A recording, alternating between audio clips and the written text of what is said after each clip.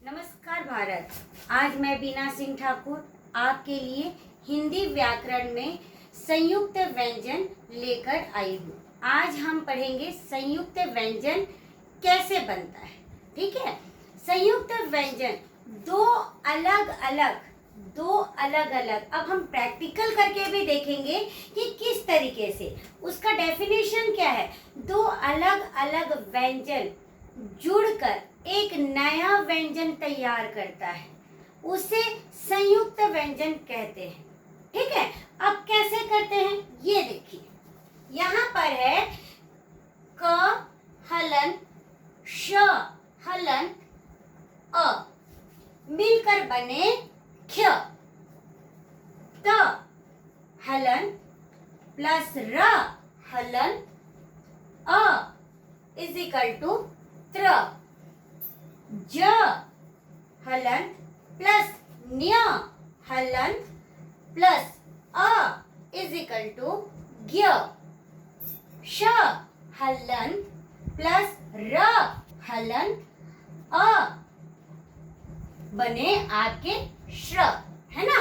अब देखिए हमारे हिंदी वर्ण में 4 संयुक्त व्यंजन हैं। कितने हैं? 4 संयुक्त व्यंजन हैं। छ त्र ज्ञ श्र, जो कि हम लोग डेफिनेशन पढ़े थे। दो अलग अलग व्यंजन मिलकर एक नया व्यंजन तैयार करता है। ठीक है, यहाँ तक समझ आया। अब देखो अब कैसे करना है। अब जैसे कि मैं लिख दी कक्षा, मैं लिखी कक्षा। अब हम इसे वर्ण विच्छेद करते हैं। ठीक है, हम वर्ण विच्छेद जब करते हैं तो क्या करते हैं?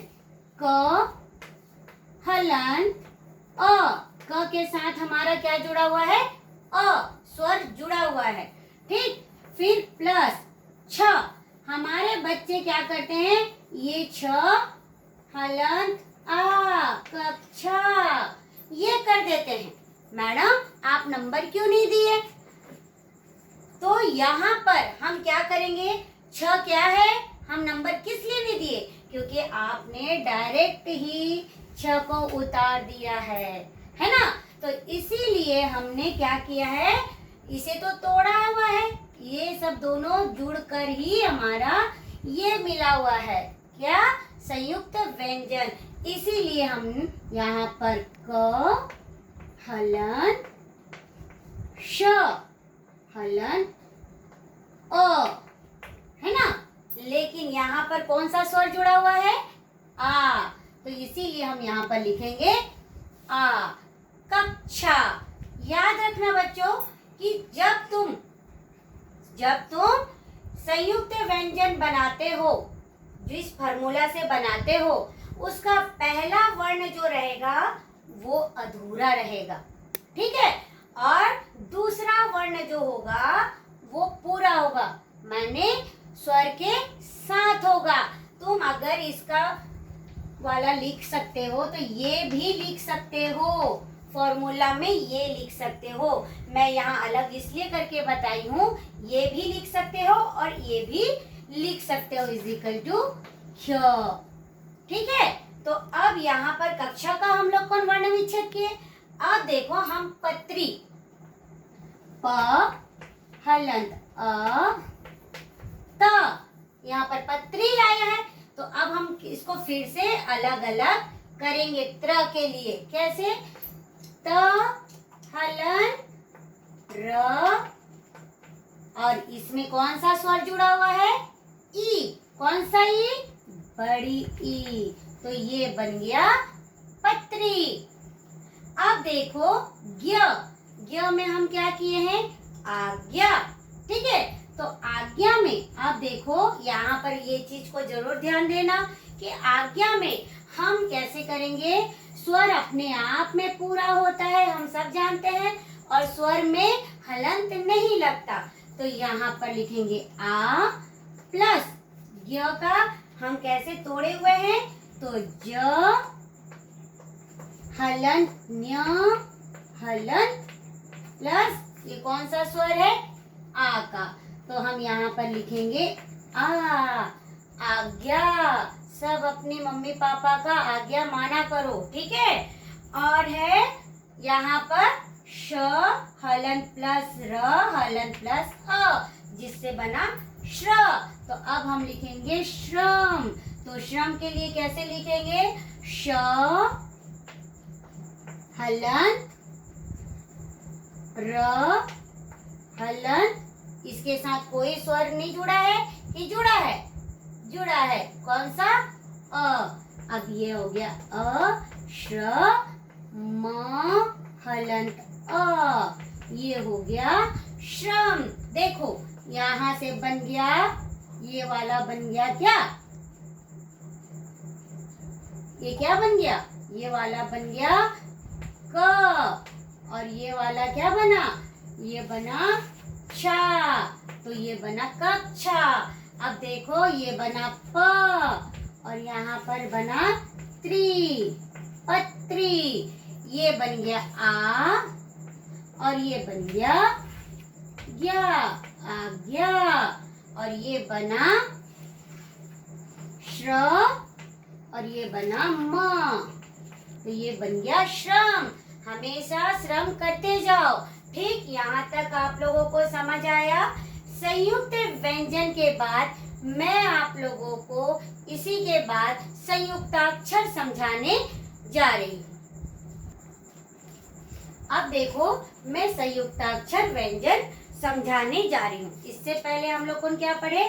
संयुक्त व्यंजन। अब देखो संयुक्ताक्षर व्यंजन किसे कहते हैं? मैं बार बार कहती हूँ कि डेफिनेशन याद करने का जरूरत नहीं है, प्रैक्टिकल यहाँ पर भी होता है, हिंदी में भी होता है।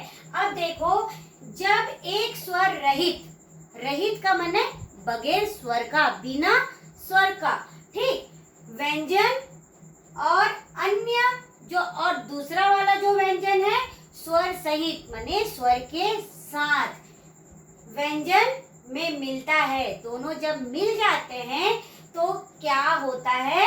संयुक्ताक्षर व्यंजन वो कहलाता है। कैसे कहलाता है ये देखते हैं। देखो अब क्या बोला है? एक स्वर रहित व्यंजन, स्वर रहित, बिना स्वर का व्यंजन। जैसे कि ये बिना स्वर माने ये आधा है, ये आधा है, जिसको हम लोग को कैसे लिखते हैं? ये ऐसे लिखते हैं, है ना। और दूसरा जो है उसके बाद जो है स्वर सहित व्यंजन, इसके साथ जो है वो क्या है? स्वर के साथ है, वो ये है, ये स्वर के साथ है, ये अधूरा नहीं है। दोनों ही अलग अलग व्यंजन, ध्यान रखना, क्योंकि इसके बाद जो मैं पढ़ाने वाली द्वितीय व्यंजन में, तो उसमें आपको समझ आएगा कि हाँ ये मैडम अलग अलग क्यों बोली थी। ठीक है, तो यहाँ स्वर क्या हो गया? पहला व्यंजन तुम्हारा यहाँ पर अधूरा, किसके बिना? स्वर के बिना।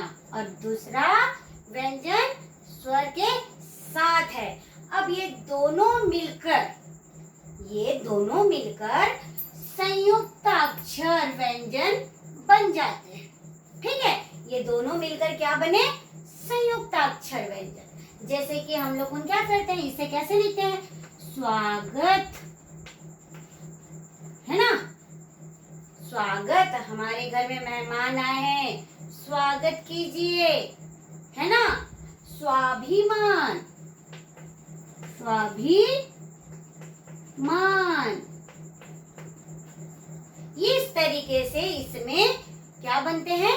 शब्द बनते हैं। जैसे कि अब यहाँ देखो आधा द और ध, इसमें भी वही फॉर्मूला अपनाया जा रहा है कि पहला वाला जो व्यंजन है वो स्वर रहित होगा और दूसरा वाला व्यंजन होगा वो क्या होगा? स्वर के साथ होगा। तो यहाँ पर मैं पहले भी बता चुकी हूँ कि जहाँ पर नीचे से गोलाई टाइप का आता है वहाँ हलंत लगता है, इसीलिए यहाँ पर हलंत लगा। ठीक है, तो अब देखो सिद्ध,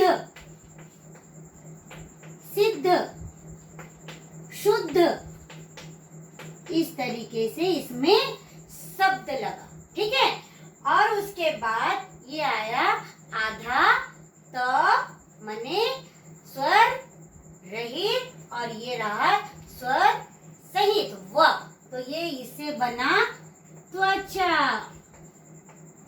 है ना।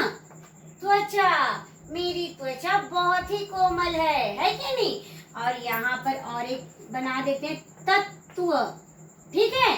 तो ये हुआ हमारा डेफिनेशन को याद करने का नहीं है हमको बस यही देख लेना है कि हमारा जो स्वर है, स्वर किसके साथ लगा हुआ है और किसके साथ नहीं लगा हुआ है, ये देखना है। तो पहला व्यंजन स्वर रहित है और दूसरा व्यंजन स्वर सहित है। जब दोनों मिल गए तो संयुक्ताक्षर व्यंजन बनते हैं, ठीक है। ये समझ आया इतना। अब मैं आपको द्वितीय व्यंजन समझाऊंगी, ठीक है। अब देखो द्वितीय व्यंजन, ठीक है। अब इससे पहले हम लोगों ने क्या पढ़े कि संयुक्त व्यंजन, संयुक्ताक्षर व्यंजन, अब द्वितीय व्यंजन। अब फिर से देखो डेफिनेशन में यहाँ क्या बताता है, ठीक है। मैं आप लोगों अगर क्लिक करना चाहते हैं, स्क्रीनशॉट लेना चाहते हैं तो ले सकते हैं। और मैं बताना चाहूंगी कि ये कैसे, ये डेफिनेशन इसके साथ कैसे जुड़ता है। अगर ये नहीं जुड़ता है तो ये डेफिनेशन हमारा पूरा गलत है ना। तो देखिए, जब एक जैसे दो व्यंजन, जब दोनों ही व्यंजन एक जैसे हो, सही बात है, दोनों ही हमारा एक जैसा व्यंजन है, एक साथ आते हैं, एक साथ आते हैं तो उसे द्वितीय व्यंजन कहते हैं। मान लेते हैं कि कहते हैं, लेकिन एक चीज हमको और खटक रहा है, क्या कि जब दोनों ही व्यंजन एक साथ आ रहे हैं तो ये द्वितीय व्यंजन तो हुआ, लेकिन कैसे, एक तो आधा और एक पूरा है। इसमें याद रखने की बात है कि इसमें भी पहला व्यंजन अधूरा होगा, किसके बिना, पहला व्यंजन अधूरा है, किसके बिना, स्वर के बिना, है ना, स्वर के बिना। और उसके बाद दूसरा व्यंजन क्या है, दूसरा व्यंजन है हमारा स्वर के साथ, स्वर सहित। कौन सा, दूसरा व्यंजन, ठीक है।